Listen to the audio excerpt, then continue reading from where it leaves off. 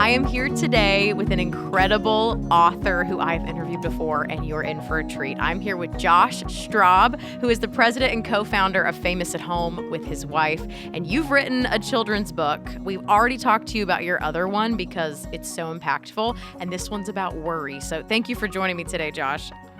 Thank you for having me. I always love being with you guys. Yeah, I need to know, did you write this during the pandemic, or did you know just kind of intuitively that kids already struggled with worry, and so your thought was we need to address this? Yeah, no, it's wild. This was something we had already started prior to the pandemic. And then obviously when the pandemic hit, it was like one of those things of it started to get into fruition and we were doing the illustrations and everything. But it was just one of those things of like, wow, how much more needed is this book now than ever? And so I remember one day, Christy and I wrote it together. She was sitting in her office, and her office overlooks the bird feeder.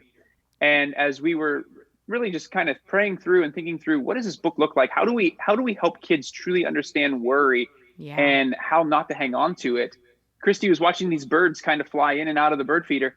And she's like, that's what it is. It's like, if we were to try to hold one of those birds, holding a bird is like holding, worry. It's like, you can't, it's like, it flaps all over your mind and makes you feel unsettled inside. That's that's the phrase we use. Worry birds, worry birds flap and all over your mind and make you feel unsettled inside. And that's really what it was. And so it kind of started from there. And so, yeah, it was kind of before the pandemic, but it really became a helpful tool for our kids during the pandemic. Yeah, I know that you wrote this with your, at the time, I think 5 and 7-year-old, and you actually sat down with your kids and you said, what do you worry about? What kind of things did they tell you? Yeah, that's so fun. We love bringing our kids into projects that we're doing. And, when we first wrote What Am I Feeling, which was our first kids book, the flippy in the tummy phrase is the phrase they use, like they feel flippy in their tummy. Oh, and that was I that feel was one that of the all phrases. the time. Yeah, like when you feel scared and worried, like it's like I get flippy in my tummy. And for this one, some of the things that they worried about, it was funny because, kids worry about all kinds of things. They worry about big things like tornadoes. We live here in Nashville, and so obviously there's big storms that come through. But then also, too, it's funny to hear like, I worry that maybe a star might fall out of the sky and hit our house. Or I worry logical things that like they don't understand the details of. They're like, I know about stars and falling stars. What if? Oh. And you don't even think about it. They wouldn't think about that, until you talk to them. Another one, which actually got in the book, was what if I go to a birthday party and they have, this is one we all worry about, right? What if I go to a birthday party and they have chocolate cake instead of vanilla?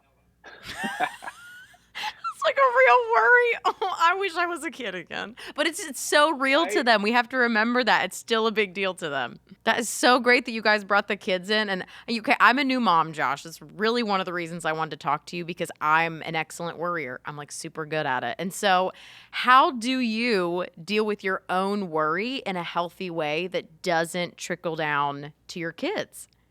Oh man, well, it's such a great question and this is honestly the biggest question we get from parents is how do I make sure that this doesn't trickle down? And I think, for a lot of us, and, the book itself, like, what do I do with worry is, it starts with Willow, and it's a story about Willow and what she's worried about. She moves to a new town and she is experiencing this boy, Sam, who's the main character in What Am I Feeling, comes and invites her to a birthday party. And she starts worrying about these things. And all of a sudden she goes and she talks to grandma. Grandma's like, she sees that Willow's not doing very well. And so she talks to her grandma and says, Grandma, how do you handle worry? And so the book really goes into grandma helping Willow walk through her worries. And I think for a lot of us, this was just me last night. Something happened where I'm like, oh my goodness, I'm worried. And my wife and I, we went for a family walk, and I had to implement what do I do with worry out of a board book, the principles in my own life, so that I didn't express that worry in front of our kids where our kids got worked up over it. So, one of those ways is talking to another adult, talking to your spouse, talking to when your kids are not around, you're saying. Right. Yeah. Just labeling the worry as a lot of times takes the power out of it. But we've got to surround ourselves with people in that sphere. And then also, too, you got to think about the environment of your home. We don't necessarily address this in the kids' book, but as a parent, you got to think about the environment of your home is your home being led by like when you walk into your home, do your kids experience a spirit of fear or a spirit of Mm, peace? And that's a big we pray a deal. spirit of peace often over our home. And a lot of times you have to think about what TV shows are on in the background, what news stories are on in the background, what music are we listening to, because those types of things will instill fear in your heart and your soul and in your mind. Mhm. That again, it's who you spend time with, it's the messages you spend time around, Yeah. and I think that's a big thing as parents. We gotta pay attention to that. I'm grateful for that you even posed that question to us because, I mean, even now we have the news on a lot. You want to know what's happening. And my little guy's so young that, I mean, he's only 10 months, so I don't really think about what's on, but that stuff is still caught. Even if they don't really understand, you're saying there's a whole feeling that it creates. So that's important to think Yeah. about. And something that you say in the book, I believe, is that if we hold on to or if nothing could be worse for our kids than feeling alone in their worry. And so, can you tell me how to partner with my child when they're dealing with worry so that they don't feel alone? But my automatic thought is to be like, well, mommy worries too. But you're saying we have to walk a really careful line to not put our worries on them. Yeah, that's huge, for us. I think it's important for us to be vulnerable, but not that I think the way that I deal with this is I tell my kids things that I've worried about, but it's after I've dealt with it, after the worry is over. So, and then Ooh, I help them okay. explain how I got over it. Because what I don't want Mm, to do is put the burden on my kids I don't want to put my worry, that burden on my kids. And, so often what happens is, for kids, we don't want them to feel alone in their worry. And even Willow in the book, she worries because worries start with what if. Most of our worries have a what if, and that's what we talk about with kids. Is they're in the book. Willow has all these what ifs. What if they have chocolate cake instead of vanilla at the birthday yeah. party? What if his friends don't like me? And then another one is, what if my parents think I'm silly? What if my parents think my worries are silly?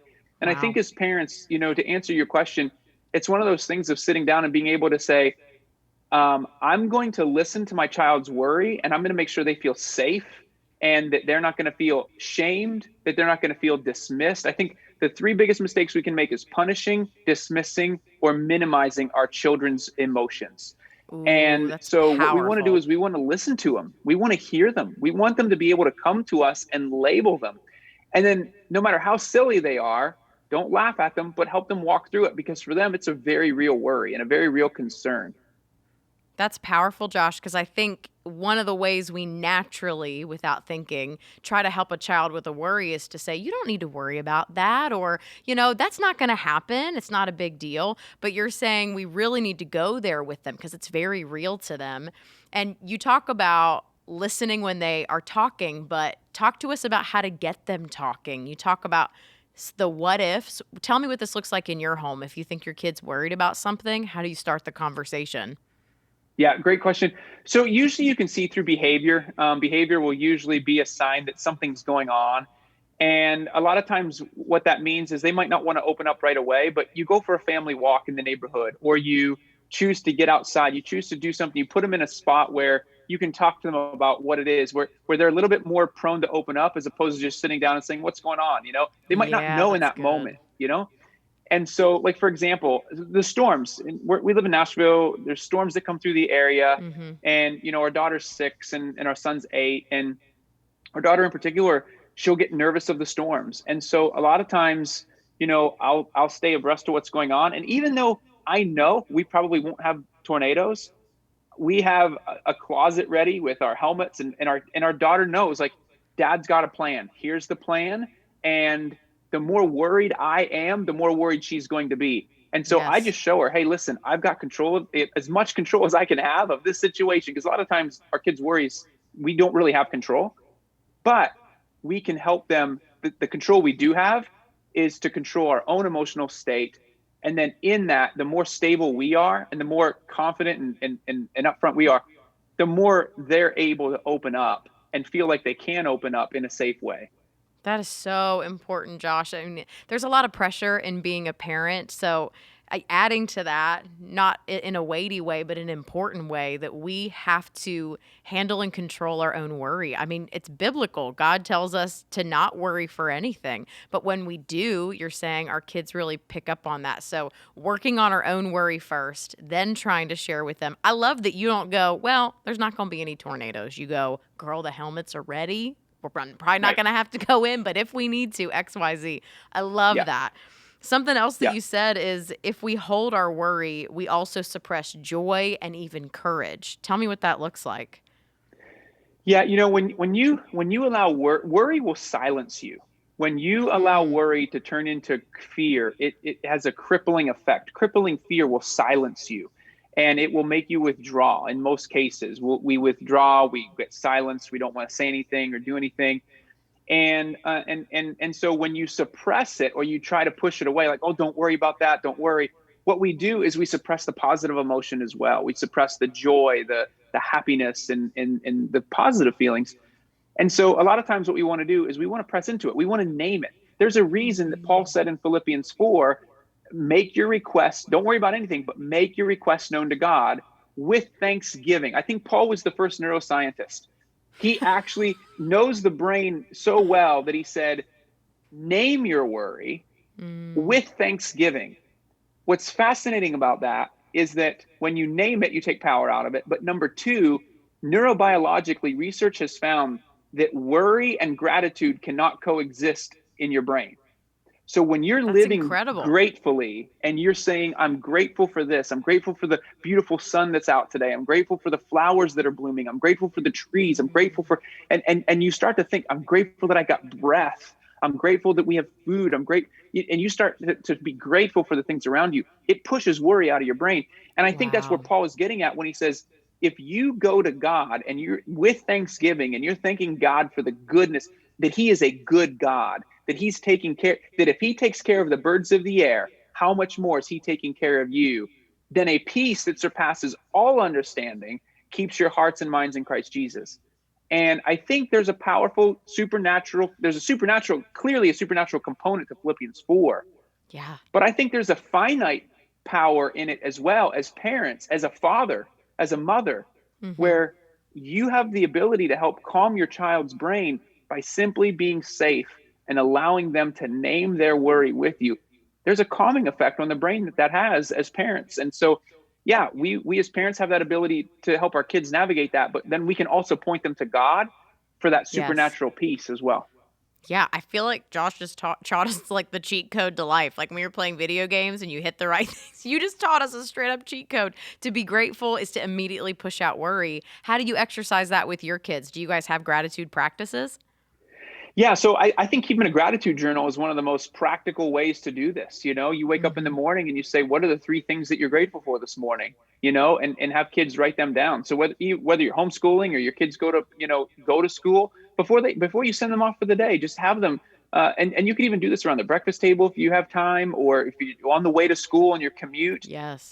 Just have a practice to say, hey, let's each say three things that we're grateful for today.